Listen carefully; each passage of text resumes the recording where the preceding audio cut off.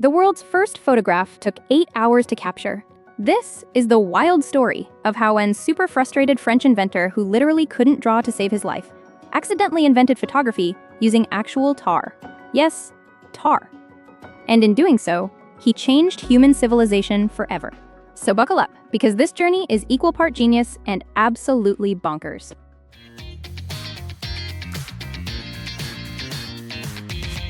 Meet Joseph Nicéphore Niépce, a financially struggling inventor living on his estate at Le Gras in the French countryside during the 1820s. Here's the thing about poor Niépce. Was absolutely terrible at drawing. Like, embarrassingly bad. And back then, before photography existed, if you wanted to capture an image of literally anything, you had exactly third option. Sketch it yourself, or shell out money to hire an artist. This situation drove Niépce completely crazy. He was totally fascinated by lithography and image reproduction, but his artistic skills were basically non-existent. So one day, he asked himself a question that would literally change everything. What if light could do the drawing for me? I mean, talk about a light bulb moment! Though I guess technically it was more of a sunlight moment in his case. Now, the camera obscura had been around for centuries. Basically just a box with a hole that projects an image onto a surface inside. Artists used them as handy tracing aids all the time. The image would appear and you could see it perfectly, but the moment you removed whatever you were looking at, poof, the image vanished like a ghost. Niépce became absolutely obsessed with fixing that image permanently. He wanted to trap light itself, which, you have to admit, sounds pretty ambitious. But here's where things get really messy. For years, Niépce experimented with every single light-sensitive material he could get his hands on. He tried coating lithographic stones with bitumen and exposing them to bright daylight. Want to know how long those early attempts took? Not hours, literal days.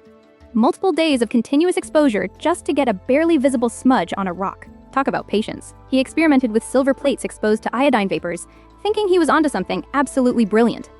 Total failure. Complete bust. He tried transparent engravings on stones with light-sensitive varnishes.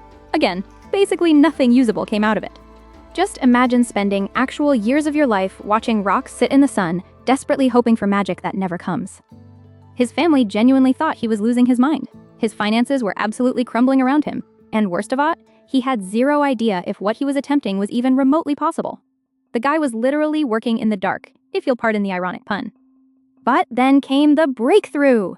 In 1827, Niépce had refined his process just enough to try something really ambitious. He dissolved bitumen of Judea, which is basically a naturally occurring asphalt, like literal petroleum from the ground, in a solvent and carefully coated a polished pewter plate with it. He placed this bitumen-covered metal plate inside a camera obscura that he'd set up at a second-story window of his estate, facing south to catch the maximum amount of sunlight possible. The camera obscura projected the view from his window onto the bitumen-coated plate. And then, well, he waited.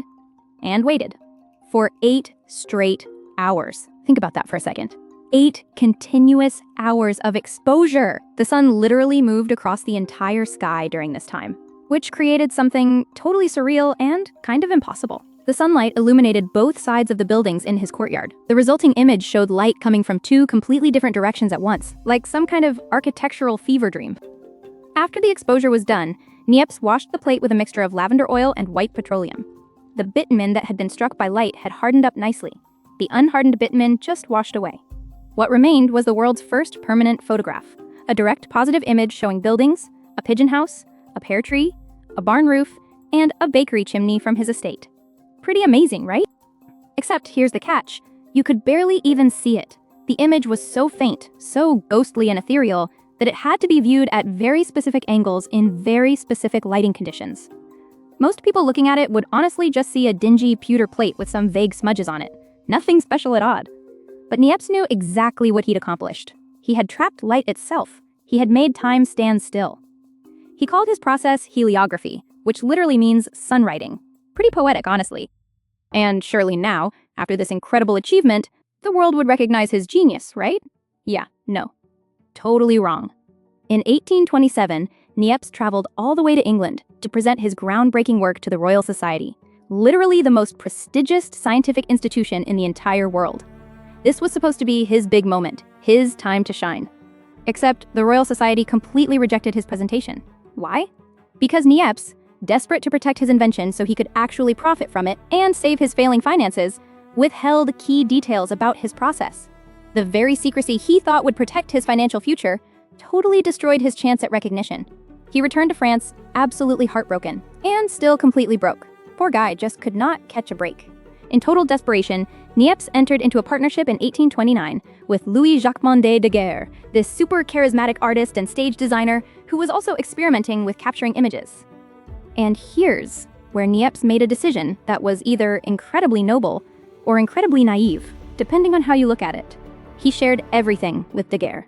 All his techniques, all his hard-won secrets, all his years of painful failure and gradual refinement. He held absolutely nothing back. 4 years later, in 1833, Joseph Nicéphore Niépce died. Still broke, still largely unrecognized. His revolutionary inventions still impractical, and totally obscure. And Daguerre? Well, he continued the work, refined the process dramatically, and in 1839 announced the daguerreotype, a photographic process using silver-plated copper plates and mercury vapor that could capture images in minutes instead of hours or days. It became the first commercially successful photographic process, and Daguerre became world-famous practically overnight. Niépce was largely forgotten, reduced to a mere footnote in someone else's triumph. But wait! First photograph, that precious pewter plate Niépce had left with the botanist Francis Bower in England back in 1827, it sat in complete obscurity for 125 years. Yes, you heard that right, 125 years! It wasn't until 1952 that photo historians Helmut and Alison Gernsheim finally rediscovered it and brought Niépce's pioneer contribution back to light. Today, that blurry, barely visible image resides at the University of Texas at Austin. The single most important photograph in all of human history is just chilling in Texas, thousands of miles from the French window where it all began. You really can't make this stuff up. Now let's talk about how absolutely insane early photography actually was, because oh boy, it's wild. Daguerre's improved process used mercury vapor for development. Early photographers were literally poisoning themselves for their art. Many of them suffered serious mercury poisoning, tremors, psychological problems, the whole nightmarish package. And early portrait photography? Since exposures still took several long minutes, subjects had to remain perfectly, completely motionless. Photography studios actually invented hidden head clamps and neck braces to keep people's heads locked in place, like some kind of medieval torture device. I'm not even joking. This is partly why nobody smiles in those old photographs. Try hold a smile frozen on your face for 3 solid minutes while clamped into a neck brace. Not exactly fun, right?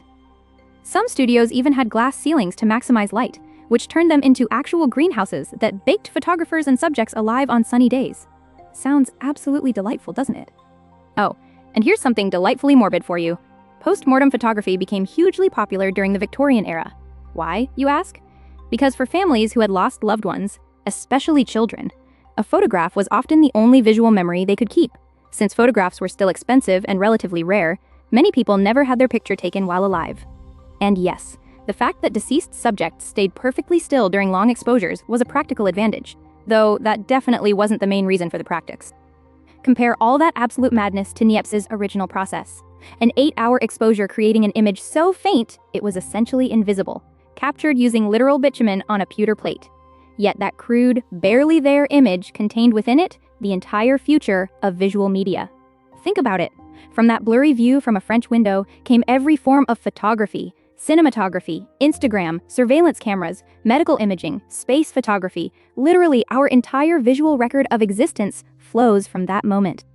The evolutionary path from Niépce's bitumen on pewter to your sleek smartphone camera is really just a story of solving one problem at a time, replacing bitumen with more sensitive chemicals, reduce exposure times from days to hours to minutes to seconds to fractions of seconds, moving from pewter to glass to film to digital sensors, making images clearer, sharper, more permanent, more reproducible, more accessible to everyone.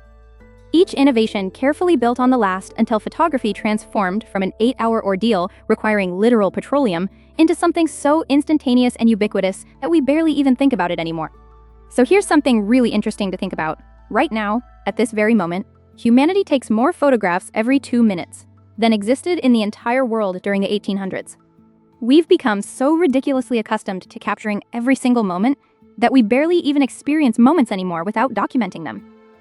Would Niépce, who just wanted a simple way to capture images because he couldn't draw, be amazed or completely horrified That his invention would lead to a world where people photograph their lunch? I honestly wonder about that sometimes. Think about this for a second. Niépce spent years being told he was crazy, created something nobody could even see properly, died broke and forgotten, and then spent over a century in obscurity before anyone realized what he'd actually accomplished.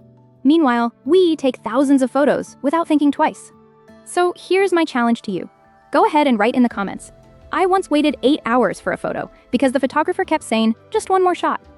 And if this story made you see your camera phone differently, hit subscribe, because there are way more hilariously crude first inventions that changed everything waiting for you to discover.